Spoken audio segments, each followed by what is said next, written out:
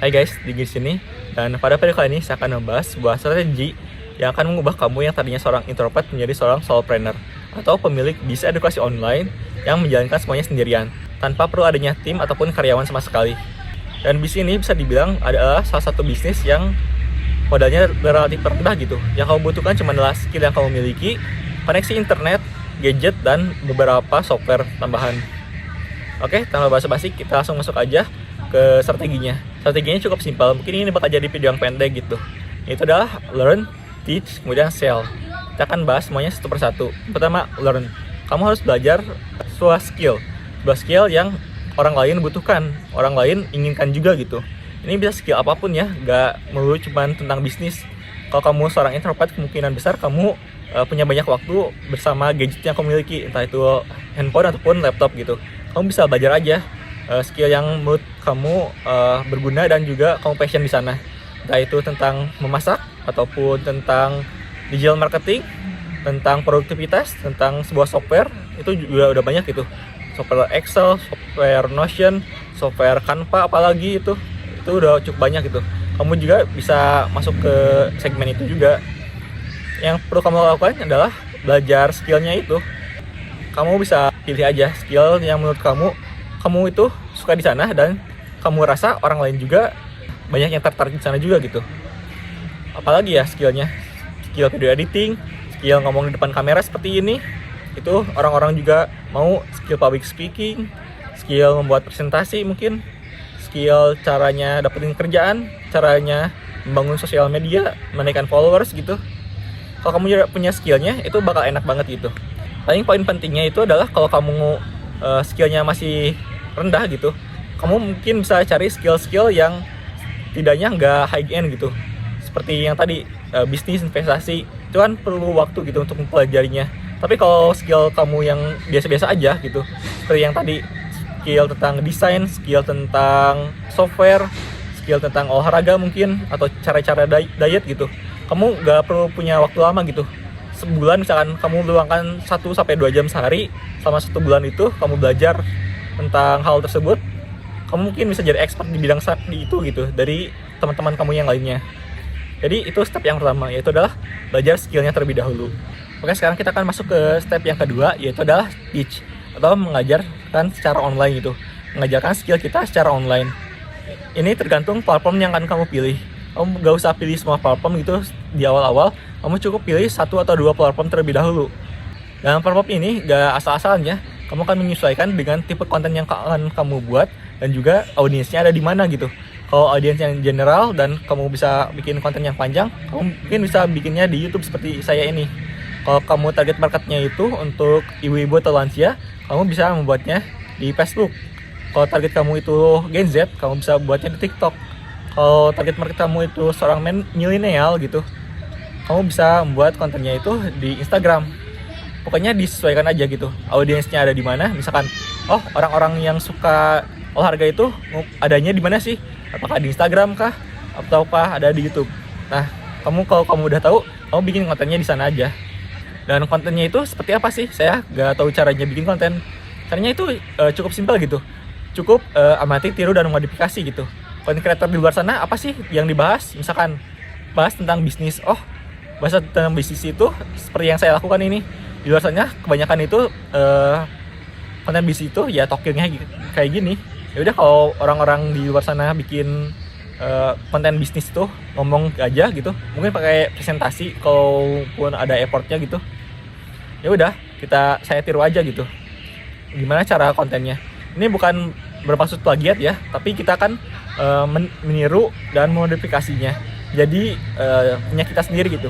Sama seperti menulis gitu. Kita kan belajar menulis itu dari kecil gitu.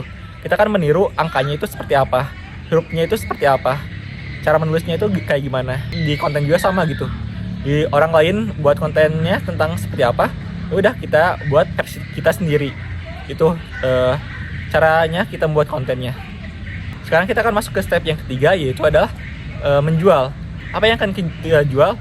Kita akan menjual produk yang akan kita miliki. Jadi sebelum menjual itu kita kan harus membuat sebuah produk terlebih dahulu, yaitu adalah produk digital ataupun service digital.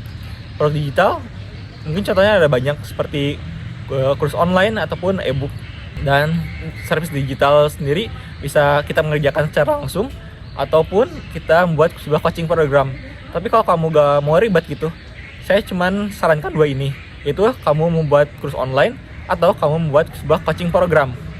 Itu yang paling simpel gitu, dan juga sebisa mungkin paling berdampak bagi si calon klien yang kamu miliki ataupun calon customer yang akan nantinya datang gitu. Kalau kamu punya banyak waktu, kamu bisa membuat coaching program agar harganya bisa lebih mahal. Kalau kamu gak punya banyak waktu gitu, ya udah bikin kursus online aja, sesimpel itu. Dan cara menjualnya juga sama gitu. Kamu cuman bikin konten, kemudian kasih aja call to action gitu di akhir atau di pertengahan video. Hey, kalau kamu mau belajar ini lebih lanjut, kamu bisa cek linknya di deskripsi. Hey, kalau kamu mau belajar ini lebih lanjut, kamu bisa cek di link bio saya. Kurang lebih seperti itu. Dan produk yang akan kamu jual itu pasti akan menguntungkan semua pihak gitu. Dari pihak kamu sendiri, kamu bisa mendapatkan profit, mendapatkan penghasilan dari hal yang kamu sukai, hal yang kamu miliki passion di sana, dengan skill yang kamu miliki. Dan di pihak customer juga, mereka akan mendapatkan benefit dari kursus online ataupun coaching program yang kamu miliki gitu. Entah itu pembelajaran mereka lebih cepat, mereka bisa memiliki skill yang kamu punya, dan mereka juga yang paling penting itu adalah mereka tidak membuang-buang waktu gitu. Karena kan di luar sana itu udah banyak gitu, oh katanya kursus online itu gratis gitu, harusnya gratis. Tapi kan di luar sana itu banyak banget gitu konten-konten yang perlu kamu saring gitu.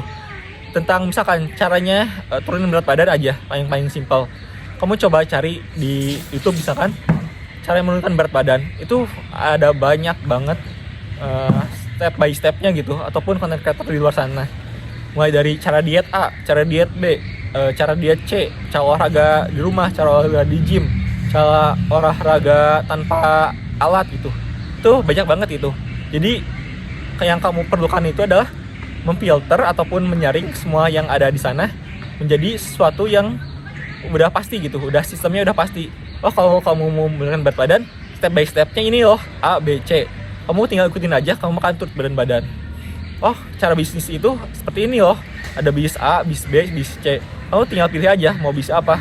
Seperti yang saya lakukan adalah bisnis solopreneur, bisnis edukasi online gitu, mengajar secara online. Yang kamu perlukan itu seperti apa? Oh, kamu harus bikin konten untuk membuat trafficnya. Kemudian kamu harus bikin lead magnet untuk menarik perhatian si calon klien ataupun calon customer dengan produk gratis. Kemudian setelah itu apa? Kamu akan membuat sebuah produk digital ataupun service digital seperti kursus online ataupun coaching program. Pokoknya seperti itu aja sih step by stepnya, entah itu di bisnis, entah itu olahraga ataupun di software, apapun itu. Kalau kamu mengajar secara online, jadi seorang solopreneur, step by stepnya kurang lebih sama seperti itu. Saya gak men-tweet apapun, kamu bisa belajar sendiri. Step by stepnya sudah saya jelaskan. Itu udah belajar dulu, kemudian mengajar secara online dengan membuat konten, dan terakhir adalah menjual produk kamu secara online juga dengan mengarahkan mereka ke link deskripsi ataupun link bio yang kamu punya. Oke, mungkin cukup sekian untuk strategi ini. Kalau kamu butuh bantuan seperti yang tadi saya katakan, bisa cek aja link di deskripsi. Tapi kamu gak perlu beli ya. Kalau kamu mau belajar sendiri gitu, ya itu silakan aja. Kamu bisa belajar dari video ini ataupun video saya sebelumnya. Oke, sampai jumpa di video selanjutnya.